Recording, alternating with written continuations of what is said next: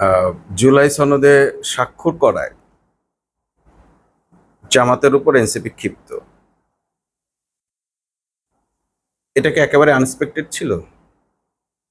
আমি বলবো না, এটা আনএক্সপেক্টেড ছিল না। এনসিপির পূর্ণ হক আছে জামাতের উপর ক্ষিপ্ত হওয়ার, এবং এনসিপির পূর্ণ হক আছে জামাত ইসলামী তাদের সঙ্গে প্রতারণা করেছে এই কথা বলার। কারণ কি, এনসিপির যেভাবে জন্ম, কিংবা এই যে আন্দোলন, যে বৈষম্য বিরোধী আন্দোলন, কোটা বিরোধী আন্দোলন, এই আন্দোলনকে পরিপুষ্ট করেছে কে? সার্বিকভাবে সহযোগিতা করেছে কে? নাহিদ ইসলাম, সজীব ভুইয়াদের আশপাশে চারপাশে থেকে তাদের নিরাপত্তা দিয়েছে কে? তাদেরকে এই আন্দোলনে ধরে রেখেছে কে? তারা এক একটা বক্তব্য দিয়েছে, সেই বক্তব্যগুলোকে এক্সিকিউট করেছে কে? অর্থাৎ এই পুরো আন্দোলনের মেকানিজমটা কার? এই মেকানিজমটা কিন্তু জামাত শিবিরের। সো যেই এনসিপি জামাত শিবিরের মেকানিজমের মধ্যে থেকে সারা বাংলাদেশের জন্য ফ্যাসিবাদ বিরোধী একটি গণ আন্দোলন তৈরি করলো, এবং সেই আন্দোলনের ফলে ফ্যাসিবাদের বিদায় হলো, এবং সেই আন্দোলনের রেজাল্ট নেয়ার সময় রেজাল্ট ফলাফল ভোগ করার জন্য যে সংস্কার কমিশন গঠন হলো, ঐক্যমত কমিশন গঠন হলো, সেখানে জামাত এনসিপি প্রায় সকল ব্যাপারে একমত, কয়েকটি পার্থক্য ছাড়া। মোট কথা সর্বোচ্চ 10 থেকে 20% বিষয়ে তাদের একমত ছিল না, বা ভিন্ন মত ছিল, তাও আবার পার্সিয়াল একমত ছিল। যেমন উচ্চকক্ষে পিয়ার আর নিম্নকক্ষে পিয়ার, পিয়ারের পক্ষেই। তো এই যে জামাত এনসিপি একত্রিতভাবে তাদের ঐক্যমত জানিয়ে বিএনপিকে চাপে ফেলে শেষ পর্যন্ত এই পর্যন্ত এনেছে, সংস্কারের মধ্যে এনেছে, এর জন্য এই যে দীর্ঘ পথ চলা, একসঙ্গে পথ চলা, জীবনে মরণে একসঙ্গে থাকা, তা থেকে কি এনসিপির এই অধিকার জন্মে না যে জামাত জীবনের শেষ মুহূর্ত পর্যন্ত তাদের সঙ্গে থাকুক, তাদেরকে সাপোর্ট দিক? এই আশা কিন্তু তারা করতে পারে। কিন্তু প্রশ্ন হচ্ছে, দিনে দিনে বহু বাড়ি আছে দেনা। এনসিপি নিজের ত্যাগ দূর করার জন্য জামাতের যে তিনি সহযোগিতা নিয়েছেন, জামাত শিবির তাকে পরিপুষ্ট করেছে, লালন পালন করেছে, নিরাপত্তা দিয়েছে, তাদেরকে দিয়ে আন্দোলন করিয়েছে, বা আন্দোলনে তাদেরকে সার্বিকভাবে সহযোগিতা করেছে, এই বিষয়গুলোকে একটা পর্যায়ে এসে যখন তারা আর মানতে পারছিলেন না, স্বীকার করতে পারছিলেন না, মূল সংকটটা শুরু হয়েছে সেখানে। এগুলো তারা ফেসবুকে প্রচার করতে শুরু করলেন। অর্থাৎ এখন এনসিপি জামাতের বিরুদ্ধে যে বেইমানি প্রতারণার অভিযোগটা করছে, সেই বেইমানি বা প্রতারণাটা কিন্তু এনসিপি প্রথমে করেছে। যেই ছাত্র শিবিরের, যেই নেতাদের সহযোগিতা নিয়ে তারা আজকে নেতা হয়েছে, বৈষম্য বিরোধী আন্দোলনকে বেগবান করেছে, লিড দিয়েছে, সফল করেছে, সেই ছাত্র শিবিরের নেতাদেরকে তারা কাট অফ করে দিলেন, সাইড আউট করে ফেললেন।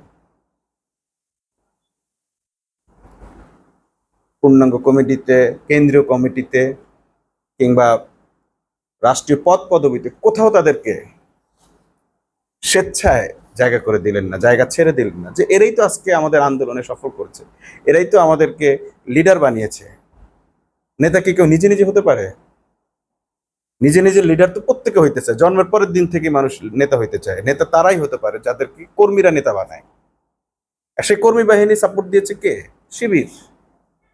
শিবির সিদ্ধান্ত নিয়েছে, আমরা কেউ লিড ভয়েস হব না, কারণ আমাদের গায়ে একটু খুঁজতে গেলে আমরা যে শিবির, এটা সবাই, সরকার জেনে যাবে, আন্দোলন সফল হবে না। আন্দোলনের সফল করার স্বার্থে তারা নিজেদেরকে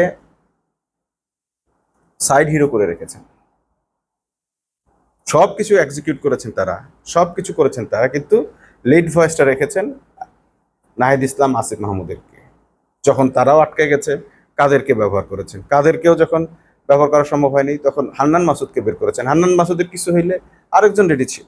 অর্থাৎ পুরো আন্দোলনকে টিকিয়ে রাখার সমস্ত মেকানিজমটা ছিল শিবিরের। এবং জনগণকে সম্পৃক্ত করা হবে কিভাবে, কিভাবে ভিডিও তৈরি করা হবে, কিভাবে সমস্ত অন্যান্য সংগঠনের লোকেরা, দলের লোকেরা, বামপন্থীরা বা ভিন্নপন্থীরা এতে একত্রিত হবে, সেই এলিমেন্টগুলো তারা এখানে রেখেছেন, ব্যবহার করেছেন এবং তাদের জন্য সমানভাবে নিরাপত্তার ব্যবস্থা করেছেন, চিকিৎসার ব্যবস্থা করেছেন, খাওয়া দাওয়ার ব্যবস্থা করেছেন, থাকার ব্যবস্থা করেছেন, এভরিথিং করেছেন। তো এই শিবিরের সঙ্গে যখন এনসিপি বেমানিটা করলো, বিশেষ করে সর্বপ্রথম কাদের, তারপরে আসিফ মাহমুদ সজীব ভুইয়া প্রথম আলো প্রকাশন থেকে একটা বই লিখলেন, সেখানে শিবিরের কোনো ক্রেডিট নাই, শিবিরের লিডারদের কোনো ক্রেডিট নাই, যারা তাদের আন্দোলন সহযোগিতা করেছে তাদের কোনো ক্রেডিট নাই। এইভাবে যখন তারা ক্রেডিট চুরির খেলাটা খেলতে গেলেন বা ক্রেডিটবাজি করতে গেলেন, ওই সময় থেকেই জামাত শিবিরের সঙ্গে এনসিপির দূরত্বটা, মানসিক দূরত্বটা সৃষ্টি হয়। তবু জামাত শিবির ধৈর্য ধরে এনসিপিকে সাপোর্ট দিয়ে গেছে, এই কারণে যে অন্তত মনস্তাত্ত্বিকভাবে তারা এক, তারা সংস্কার চায়, এনসিপিও সংস্কার চায়, জামাতও সংস্কার চায়। এনসিপি এরাও সরকারের পতন চেয়েছে, এরাও পতন চেয়েছে। যদিও এনসিপির মূল টার্গেট সরকার পতন ছিল না, কোটাই ছিল, কিন্তু সেটাকে তাদের মেকানিজম, জামাত শিবির তাদের মেকানিজমের মাধ্যমে এটি সরকার পতন আন্দোলনের দিকে নিয়ে গেছে এবং সেখানে আবার জামাতকে শিবিরকে সহযোগিতা করেছে বিএনপিরা। বিএনপিও সরকার পতনের পক্ষে, মূলত সরকার পতনের পক্ষে বিএনপিও যোগ দিয়েছে তখন যখন এটাকে হাসিনা পতনের আন্দোলনে রূপ দেওয়া হলো। তখন তারা বিএনপি, বিশেষ করে ছাত্রদল আগে যুক্ত হয়েছে, কিন্তু বিএনপি যুক্ত হয়েছে, মানে ভোরাসাসলি যুক্ত হয়েছে তখন। এখন যেই বেইমানিটা তারা শুরু করলো, ছাত্র শিবিরকে পাশ কাটানোর মধ্য দিয়ে, তাদেরকে কোথাও কোনো জায়গা না দিয়ে, সেই তারাই আবার জামাতের কাছে ইমানদারি আশা করছিল যে না, আমরা যাই করি না করি জামাত আমাদের সাথে কখনো বেইমানি করবে না। কিন্তু আসলে বেইমানি কেউ করলে তাদের সঙ্গে বেইমানি না করাটাও এক ধরনের বেইমানি, অন্যায়। পবিত্র কোরআনে এমনভাবে কিছু আয়াত আছে যে জালিমের উপর কোনো মানে ন্যায় বিচার করতে বা শাস্তিতে কোনো কার্পণ্য করা হবে না বা কমতি করা হবে না, এবং যাতে তাদের জুলুম হয়, অর্থাৎ শাস্তি কম দেওয়াটা হবে তাদের জন্য জুলুম। তো কেউ যদি বেইমানি না করে এবং তাকে যদি বেইমানির শাস্তি না দেওয়া হয়